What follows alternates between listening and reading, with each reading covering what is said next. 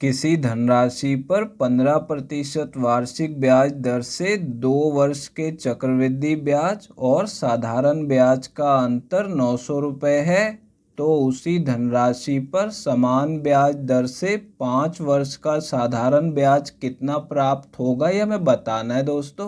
देखिए दोस्तों, इस सवाल में हमें 2 वर्ष के चक्रवृद्धि ब्याज और साधारण ब्याज का अंतर 900 रुपये दिया गया है और हमसे पूछा जा रहा है कि उसी धनराशि पर 5 वर्ष का साधारण ब्याज कितना मिलेगा।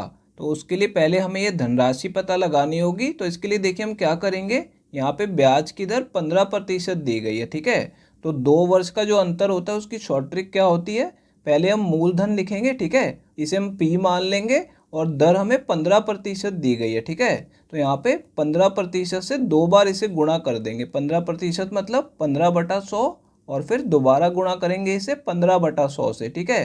तो ये हमारी शॉर्ट ट्रिक होती है 2 वर्ष का अंतर निकालने की।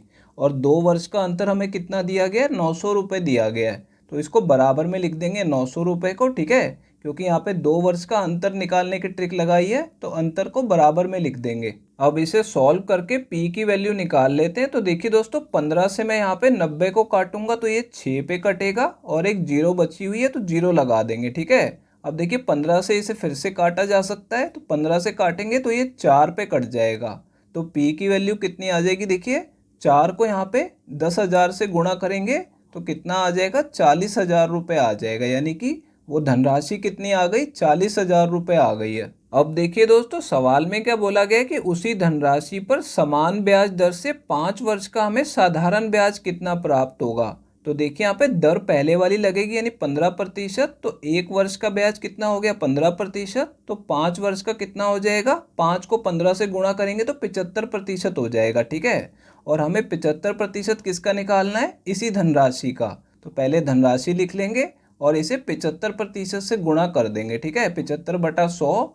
अब इन दोनों को 25 से काटेंगे तो ऊपर 3 और नीचे 4 आ जाएगा और 4 से 40,000 को काटेंगे तो ये 10,000 पे कटेगा और इन दोनों को गुणा करेंगे तो कितना आ जाएगा, 30,000 रुपये आ जाएगा। यानी कि कितना ब्याज प्राप्त होगा, 30,000 रुपये ब्याज प्राप्त होगा।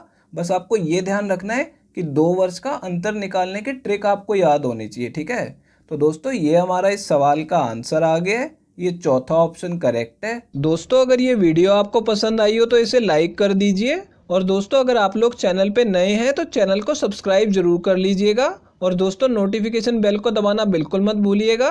तो दोस्तों, इस वीडियो को यहीं ख़त्म करेंगे, आपसे मिलते हैं अब अगली वीडियो में।